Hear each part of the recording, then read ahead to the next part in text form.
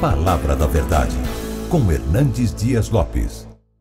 Meus irmãos, nós vamos abrir a Palavra de Deus na primeira carta do apóstolo João, no capítulo 5. Primeira carta do apóstolo João, capítulo 5.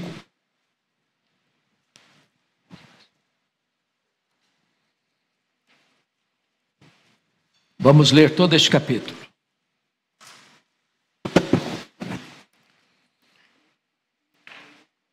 Está escrito o seguinte: todo aquele que crê que Jesus é o Cristo é nascido de Deus. E todo aquele que ama ao que o gerou também ama ao que dele é nascido. Nisto conhecemos que amamos os filhos de Deus, quando amamos a Deus e praticamos os seus mandamentos. Porque este é o amor de Deus, que guardemos os seus mandamentos. Ora, os seus mandamentos não são penosos, porque todo o que é nascido de Deus vence o mundo. E essa é a vitória que vence o mundo, a nossa fé. Quem é o que vence o mundo, senão aquele que crê ser Jesus, o Filho de Deus? Este é aquele que veio por meio de água e sangue, Jesus Cristo. Não somente com água, mas também com a água e com o sangue. E o Espírito é o que dá testemunho, porque o Espírito é a verdade. Pois há três que dão testemunho no céu: o Pai, a Palavra e o Espírito Santo. E esses três são um. E três são os que testificam na terra: o Espírito, a água e o sangue. E os três são unânimes num só propósito. Se admitimos o testemunho dos homens, o testemunho de Deus é maior. Ora, este é o testemunho de Deus, que ele dá acerca do seu Filho. Aquele que crê no Filho de Deus tem em si o testemunho. Aquele que não dá crédito a Deus o faz mentiroso, porque não crê no testemunho que Deus dá acerca do seu Filho. E o testemunho é este: que Deus nos deu a vida eterna, e esta vida está no seu Filho. Aquele que tem o Filho tem a vida. Aquele que não tem o Filho de Deus não tem a vida. Estas coisas vos escrevi, a fim de saberdes que tendes a vida eterna, a vós outros que credes em o nome do Filho de Deus. E esta é a confiança que temos para com Ele. E se pedirmos alguma coisa segundo a sua vontade, Ele nos ouve. E se sabemos que Ele nos ouve, quanto ao que lhe pedimos, estamos certos de que obtemos os pedidos que lhe temos feito. Se alguém vir a seu irmão cometer pecado não para a morte, pedirá e Deus lhe dará vida. Aos que não pecam para a morte, há pecado para a morte, e por esse não digo que rogue. Toda injustiça é pecado, e há pecado não para a morte. Sabemos que todo aquele que é nascido de Deus não vive em pecado. Antes, aquele que nasceu de Deus o guarda, e o maligno não lhe toca. Sabemos que somos de Deus e que o mundo inteiro jaz no maligno. Também sabemos que o Filho de Deus é vindo e nos tem dado entendimento para reconhecermos o verdadeiro. E estamos no verdadeiro em seu Filho, Jesus Cristo. Este é o verdadeiro Deus e a vida eterna. Filhinhos, guardai-vos dos ídolos. Irmãos, eu quero hoje refletir com vocês sobre o seguinte tema: as 7 certezas do crente. As 7 certezas do crente. Quando João escreveu esta carta, já estava no final do primeiro século, e a igreja estava sendo bombardeada por uma perigosa heresia chamada de gnosticismo, que negava a divindade de Cristo. E João escreve esta carta para mostrar, de fato, que Jesus Cristo é o verdadeiro Deus, verdadeiro homem. E nesta epístola, ele vai provar para nós que você pode saber quem é um verdadeiro crente por 3 maneiras. Primeiro, por aquilo que ele chama de prova doutrinária. É o versículo 1. Aquele que crê que Jesus é o Cristo, esse é nascido de Deus. Se você não crê que Jesus é o Cristo, o Messias, então você não pode ser um crente, não pode ser um cristão. Segunda prova é a prova social. E ele prossegue no verso 1 e diz assim: todo aquele que ama o que o gerou, também ama o que dele é nascido. Então, segunda prova é quando você ama a Deus e ama o seu próximo, seu irmão. Se você não ama, você não é um crente, você não é um cristão. E a terceira prova é a prova moral. Olha comigo o verso 2. Nisto conhecemos que amamos os filhos de Deus, quando amamos a Deus e praticamos os seus mandamentos. Então a prova moral é a obediência. Bom, por que ele está dizendo isso? Porque ele está refutando o que disse outrora acerca das heresias tentando enganar os crentes, daqueles que não conheciam a Deus, que não eram de Deus, mas que viviam segundo o maligno, que este mundo está posto no maligno. A carta toda foi escrita para lhe dar certeza da sua salvação. Aliás, a palavra sabemos aparece 39 vezes nesta epístola. A palavra sabemos aparece 8 vezes só nesse capítulo que lemos. Todo esse capítulo foi escrito, aliás, toda essa carta, para lhe dar uma garantia. Estas coisas eu vos escrevi para que saibais que tendes a vida eterna. Está escrito no versículo 13. Então, João vai tratar aqui de 7 certezas do crente. E vamos ver então que certezas são essas. Primeiro, temos a certeza de que quem é nascido de Deus, ama a Deus e ama os irmãos. É isso que ele está dizendo aqui. Todo aquele que crê que Jesus é o Cristo é nascido de Deus. E se você é nascido de Deus, 2 coisas vão acontecer na sua vida. Primeiro, você vai amar a Deus. Se você não ama a Deus, isso é uma prova que você precisa nascer de novo. Se você é crente, você ama a Deus. E se você ama a Deus, você vai fazer 3 coisas. Primeiro, você vai declarar que ama. Segundo, você vai ter tempo para esse Deus. Terceiro, você vai procurar agradar esse Deus. Então é fé, então é amor, então é obediência. Sem essas coisas não há possibilidade de você dizer que ama. Como é que você ama a Deus? Quando você obedece a Deus. Como é que você ama o seu irmão? Quando você serve ao seu irmão. Fora disso, não há a mínima probabilidade de você dizer: eu sou um crente, eu sou um cristão, eu tenho segurança da minha salvação. Então a primeira certeza é essa. Você que é nascido de Deus, você ama a Deus. Você que é nascido de Deus, você ama o seu irmão. Segunda certeza do crente. O crente é aquele que tem certeza de que Jesus Cristo é Deus. Esta é a tese dos versos 6 a 10. E aqui eu queria só pensar com você os conceitos da época, porque os fariseus e os sacerdotes achavam que Jesus era um embusteiro. Outros achavam que Jesus Cristo era um religioso fanático.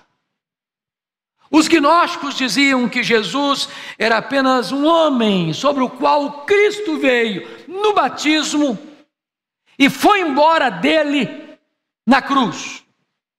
Bom, Ário de Alexandria diz que Jesus foi a primeira criação de Deus.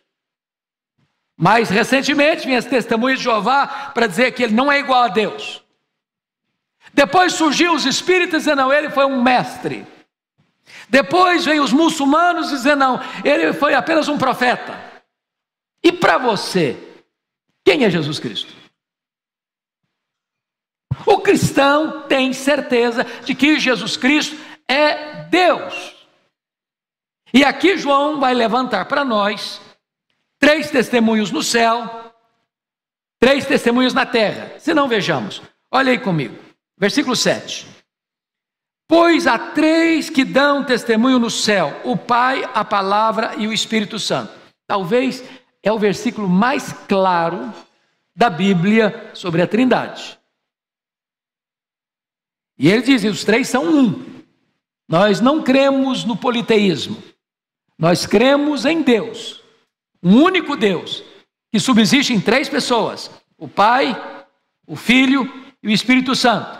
João chama o Filho de a Palavra, o Verbo, o Logos. E ele diz que esses 3 no céu dão testemunho da divindade de Jesus Cristo. Mas agora ele diz, no versículo 8, e 3 são os que testificam na terra: o Espírito, a água e o sangue. E os 3 são unânimes num só propósito. Que propósito? Testificar que Jesus é o Filho de Deus, Ele é Deus. Mas vamos entender isso aqui. O que significa água e sangue dando testemunho. Bom, os reformadores, Lutero e Calvino, acharam que quando fala de água e sangue, ele está se referindo aos 2 sacramentos. Depois vem Agostinho de Hipona, diz, não, esse água e sangue tem a ver com aquele momento em que seu lado foi furado com a lança e saiu água e sangue. Mas Tertuliano, outro pai da igreja, diz que água e sangue tem a ver com o batismo e com a morte de Jesus. E parece-nos que esta terceira opção é a melhor. Por quê? Porque João está refutando aqui, meus irmãos, os gnósticos, e dentro dos gnósticos tinha os ebionitas, que diziam o seguinte, através de Cerinto, seu líder, que Jesus era homem, só homem. Aí o Cristo veio nele na hora do batismo. E o Cristo foi embora dele na hora que foi crucificado. Então o que João estaria dizendo é que, na verdade, ele é o Cristo desde o seu nascimento, desde a sua morte e para sempre o mesmo. Ele não houve um momento antes do batismo que ele deixou de ser o Cristo. Ele era o Cristo, ele era o Filho de Deus. Ele foi concebido por obra do Espírito Santo. Quando Jesus nasceu, o anjo proclamou aos pastores: eu vos trago boa nova de grande alegria, que será para todo o povo, é que hoje vos nasceu o Salvador, que é Cristo, o Senhor. Então João está refutando essas heresias que surgiram lá no final do primeiro século. Ele é o Filho de Deus. Ele não tomou sua natureza, ele não tomou a nossa natureza apenas por um momento e depois a largou. Não, ele foi verdadeiramente Deus, ele foi verdadeiramente homem. Pois bem, olha comigo o versículo 10. Aquele que crê no Filho de Deus tem em si o testemunho. Aquele que não dá crédito a Deus o faz mentiroso, porque não crê no testemunho que Deus dá acerca de seu Filho. Então, não dá para você ser um crente se você não aceita o testemunho que Deus deu acerca do seu próprio Filho, que Ele é Deus. Pois bem, vamos à terceira certeza do crente. Temos a certeza que aqueles que creem em Cristo têm a vida eterna. Versos 11 a 13, confiram comigo. E o testemunho é este, que Deus nos deu a vida eterna, e esta vida está no seu Filho. Aquele que tem o Filho tem a vida, aquele que não tem o Filho de Deus não tem a vida. Estas coisas eu vos escrevi para saberes que tens a vida eterna, a vós que credes em o nome do Filho de Deus. Então vejam vocês, meus amados irmãos, uma coisa muito importante aqui. O Evangelho de João foi escrito para os incrédulos, para ensinar eles uma coisa, que se eles crerem em Jesus, eles têm a vida eterna. Está lá em João 20, 31. A primeira carta já foi escrita para crentes, para dizer o seguinte para eles: vocês que creram, precisam saber que vocês já têm a vida eterna. Tem muito crente que, embora crente, salvo pela graça, vive nessa insegurança, vive nesse medo de perder a salvação. Se julgam salvos de manhã ou perdidos à noite, de manhã indo para o céu, de noite indo para o inferno. Medo de cair da graça, medo de perder a salvação, medo de ter um nome no livro da vida e de repente Deus vai lá, passa uma borracha e apaga o nome do livro da vida. Na verdade, João está dizendo o seguinte para a igreja: vocês precisam entender isso, que vocês que creram, vocês já têm a vida eterna. Não terão, não, tem, é agora, é certeza, é posse, é convicção. Essa vida eterna não é conquistada por vocês, não é comprada por vocês, não é merecida por vocês, é uma dádiva de Deus, e esta dádiva é feita mediante Cristo Jesus. Quando você crê nele, você já pode ter essa certeza. E ele vai dizer de forma muito linda no verso 12: aquele que tem o Filho tem a vida. Aquele que não tem o Filho não tem a vida. Então não há salvação fora de Jesus. Não há nenhuma religião que possa salvar. Não há nenhum homem, por mais conhecido ou poderoso, que possa salvar. A salvação é uma dádiva de Deus oferecida em Cristo Jesus. Se você tem Jesus, se você tem o Filho, você tem a vida. Se você não tem Jesus, não tem o Filho, não tem a vida. Não há possibilidade de salvação fora de Jesus. Nenhum outro nome dado entre os homens pelo qual importa que sejamos salvos, a não ser o nome de Jesus. Essa é a certeza que você e eu devemos ter no nosso coração. Quarta certeza, veja comigo. Temos a certeza de que Deus responde às nossas orações quando elas estão afinadas com a vontade de Deus. Olha comigo os versos 14 e 15. E essa é a confiança que temos para com Ele. E se pedirmos alguma coisa segundo a sua vontade, Ele nos ouve. E se sabemos que Ele nos ouve quanto ao que lhe pedimos, estamos certos de que obtemos os pedidos que lhe são feitos. Então vamos entender aqui. Deus responde oração. Mas oração não é para você impor a sua vontade a Deus. Oração não é para você dobrar a vontade de Deus, para que Deus abra mão da vontade dele para aceitar a sua vontade. Oração é respondida por Deus quando você faz esta oração segundo a vontade de Deus, para glorificar a Deus, porque você e eu não sabemos orar como convém, nós não sabemos o que é melhor para nós. Às vezes nós pedimos para Deus uma pedra pensando que estamos pedindo um pão, às vezes nós pedimos para Deus que vai nos destruir pensando que estamos pedindo que vai nos dar vida. Então Deus atende a sua oração quando você a faz de acordo com a vontade dEle, porque Deus tem o melhor para você, porque a vontade de Deus é boa, perfeita e agradável. Então notemos isso. Quando é que Deus deixa de responder a sua oração? Primeiro, diz a Bíblia, quando você tem algum pecado inconfesso na sua vida. Se observar a iniquidade, diz o salmista, Deus não me teria ouvido. Então não é possível que você prevaleça na oração e viva no pecado ao mesmo tempo. Segundo, Deus não vai atender a sua oração quando a sua oração não é uma oração com a intenção correta. Pedis e não recebeis. Nada tendes porque nada pedis. Pedis e não recebeis porque pedis mal, para esbanjar os vossos próprios deleites. Se a sua oração é egoísta, se a sua oração é para alguma vantagem pessoal em detrimento de outrem, Deus, não vou responder. Motivação não está boa. Mas o texto está dizendo que se você orar segundo a vontade de Deus, é uma confiança que nós temos, Ele vai nos ouvir, Ele vai nos atender.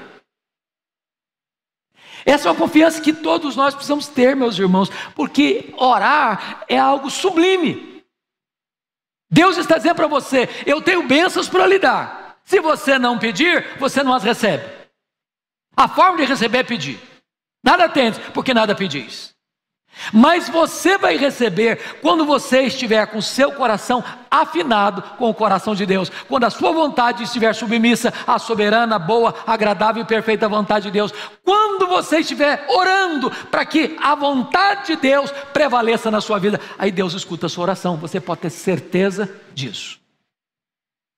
Vamos agora à quinta certeza. Temos a certeza de que Deus pode salvar pessoas da morte pela instrumentalidade das suas orações, das nossas orações. Olha comigo os versículos 16 e 17. Se alguém vir a seu irmão cometer pecado não para a morte, pedirá e Deus lhe dará vida. Aos que não pecarem para a morte, há pecado para a morte, por isso não digo que rogue. Toda injustiça é pecado, e há pecado não para a morte. Então preste atenção no que João está dizendo. Isso é uma certeza nossa. Quando alguém pecar, seu irmão, membro da sua igreja, ou de outra igreja, ou da sua família, ou do seu relacionamento, não jogue pedra. Não jogue pedra. Não esmague a cana quebrada. Isso não é o seu papel. Você não é acusador. Você não se alegra com a queda do seu irmão. Você não aproveita o momento que seu irmão caiu para você se projetar. Está vendo aí? Ele caiu, eu não, eu sou um crente matuta. Não. O que o texto está dizendo é que se alguém pecar, Deus pode salvar essa pessoa, recuperar essa pessoa, restaurar essa pessoa, levantar essa pessoa, trazer de volta essa pessoa que caiu, mediante as suas orações. Ore por ela, interceda por ela, coloque-se na brecha por ela, rogue a Deus para restaurar essa pessoa, para levantar essa pessoa, para perdoar essa pessoa, para trazer de volta essa pessoa, segura e salva para o aprisco.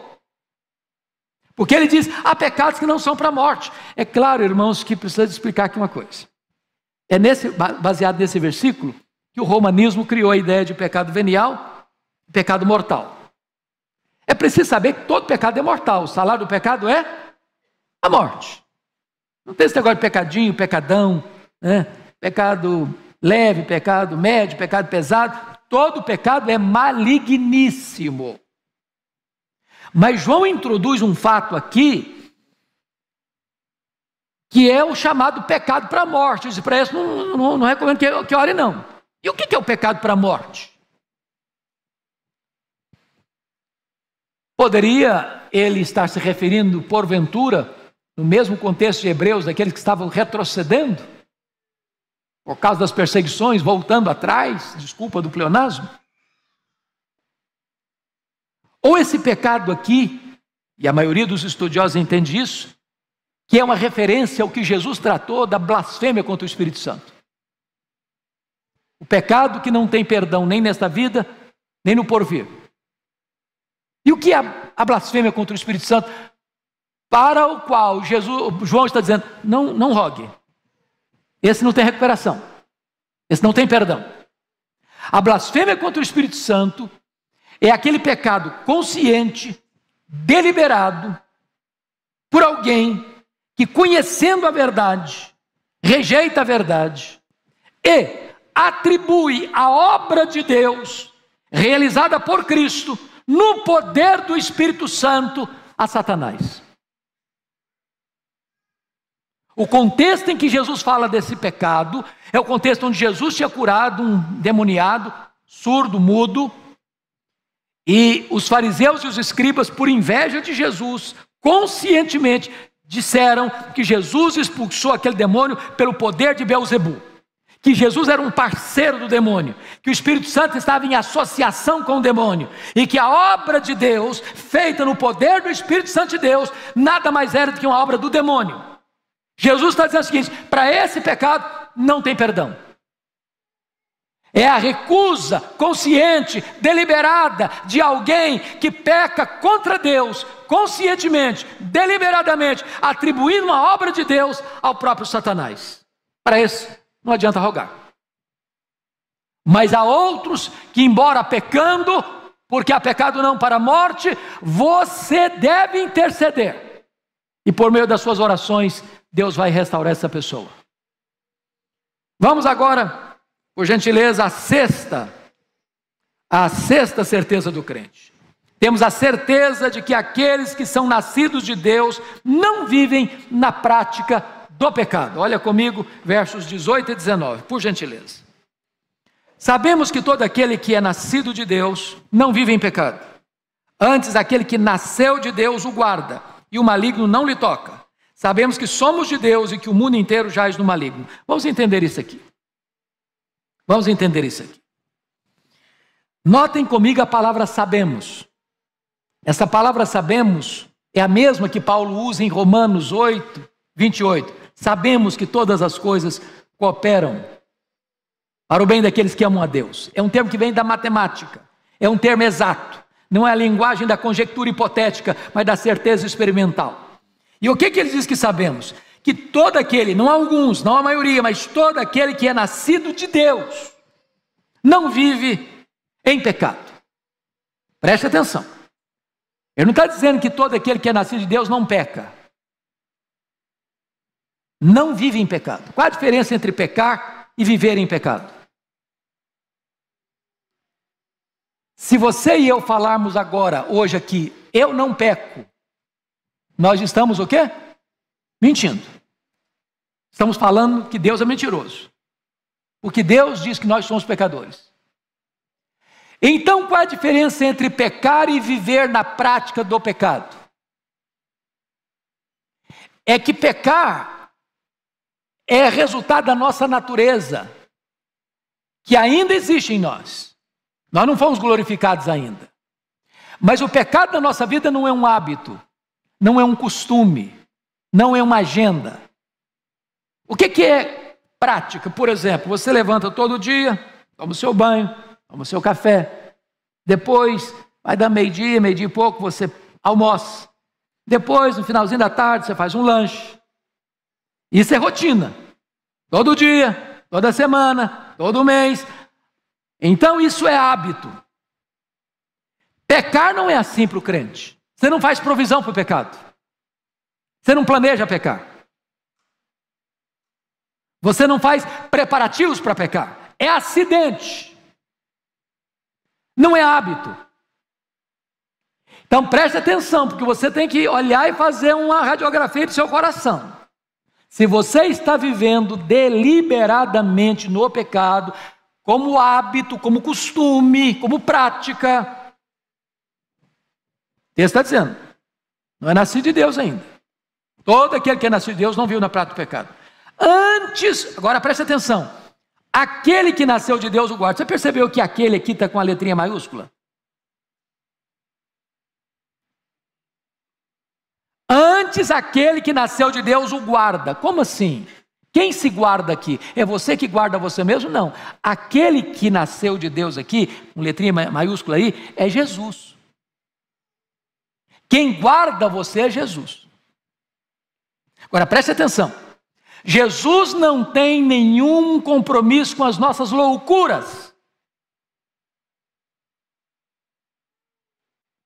Ele não tem compromisso de guardar-nos quando deliberadamente nós planejamos pecar.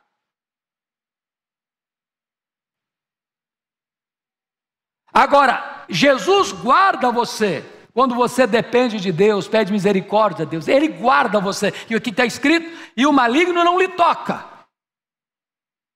Crente não tem que ter medo do diabo. Crente tem que temer a Deus e resistir ao diabo, e ele fugirá de vós. Quem guarda você é Jesus. Se eu fosse me guardar, eu sou muito fraco, você é fraco demais também. Nós não guardaríamos a nós mesmos. Isso é certeza sua.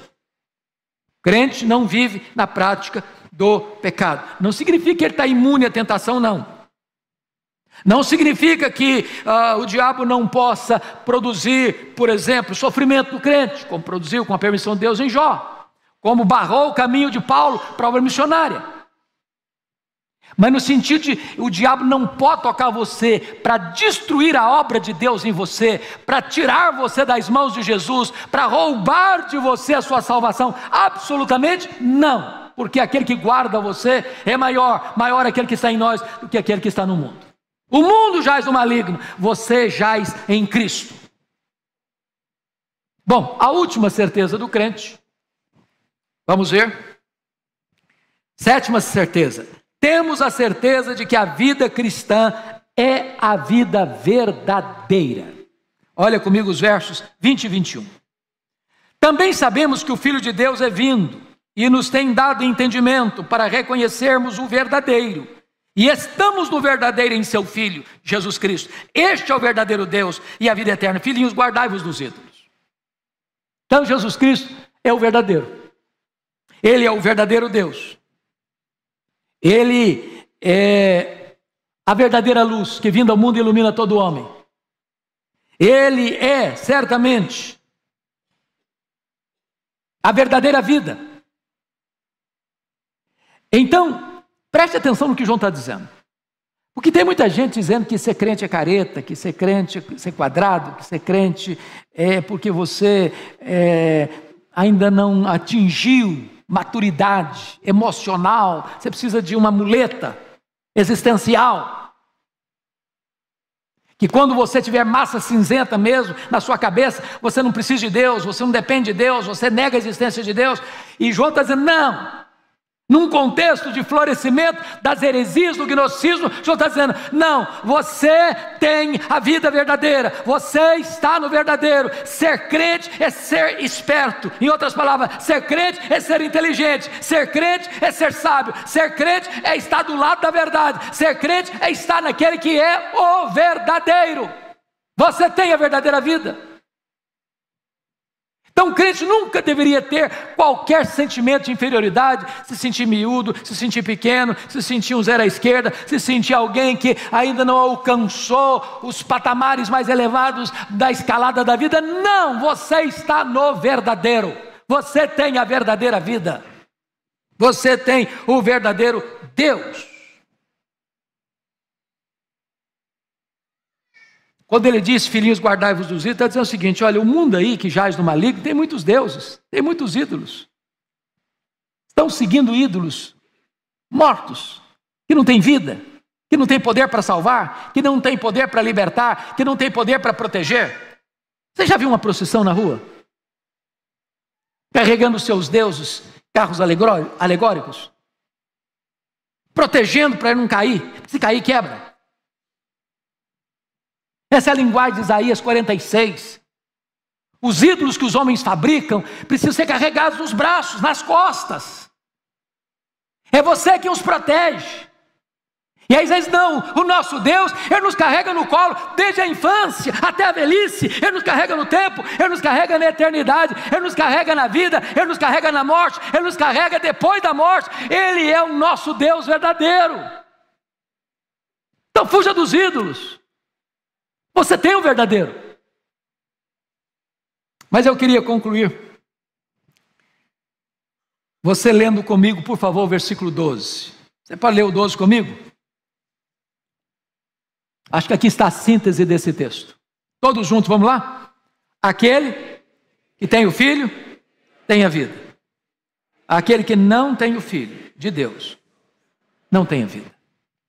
Me permita contar uma ilustração que eu já contei em tempos de outrora aqui, para ilustrar bem isso. Havia um homem muito rico na Europa. E este homem era amante da arte, da pintura. E este homem resolve investir quase toda a sua fortuna em quadros de pintores famosos. Ele tinha uma grande galeria de arte. Ele tinha um filho único, herdeiro da sua grande fortuna. Um dia esse filho vai fazer uma viagem com um dos seus amigos, aliás, o seu amigo mais próximo, e nessa viagem houve um terrível acidente e o filho deste homem morreu, longe de casa. E o seu amigo, sabendo que o seu pai era um amante da arte, e ele era um pintor não de qualidades superlativas, mas mediana, mandou para o pai dele uma espécie de quadro que ele mesmo pintou, do seu filho que havia falecido. Colocou este quadro numa moldura e mandou para aquele homem, enlutado de filho único. E quando aquele homem rico recebe este quadro do filho, ele coloca-o numa moldura tão nobre quanto as outras molduras e os outros quadros famosos. Antes de morrer, esse homem fez um testamento e recomendou ao seu mordomo, administrador, que então fizesse um leilão de todos os quadros. E aquele administrador, então, oportunamente fez um grande leilão, convidou as pessoas mais nobres da Europa, as mais amantes das artes, para leiloar, vender aqueles quadros. E muitas pessoas ricas, e muitas pessoas nobres, e muitas pessoas amantes das artes foram lá para participar daquele leilão. Para surpresa de todos, o administrador abre o leilão não com os quadros mais famosos, dos pintores mais conhecidos, mas abriu o leilão com o quadro do filho. Não tinha nenhuma obra de arte a se admirar naquele quadro. O pintor era desconhecido, o quadro de mal traçadas linhas, e ninguém se interessou. Todos aguardavam os quadros mais belos, mais famosos, dos artistas mais conhecidos. Até que alguém resolve dar um lance e compra o quadro do filho. E quando aquele homem comprou o quadro do filho, o administrador disse: nós vamos encerrar aqui o leilão. Todos protestaram. Não, nós fomos convidados para comprar os quadros, estamos aqui para isso. E o administrador disse: não, está encerrado o leilão. E pegou o testamento daquele homem rico que havia falecido, e no testamento estava escrito assim: quem comprar o quadro do meu filho é o dono de todos os outros quadros. Porque quem tem o filho tem tudo.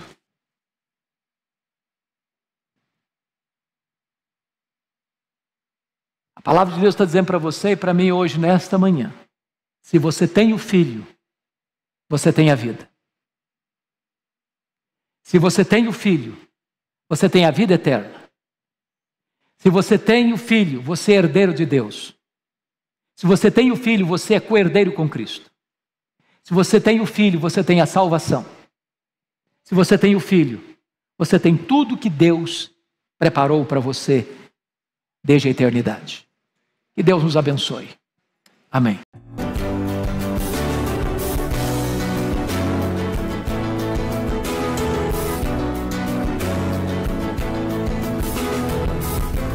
Palavra da Verdade, com Hernandes Dias Lopes.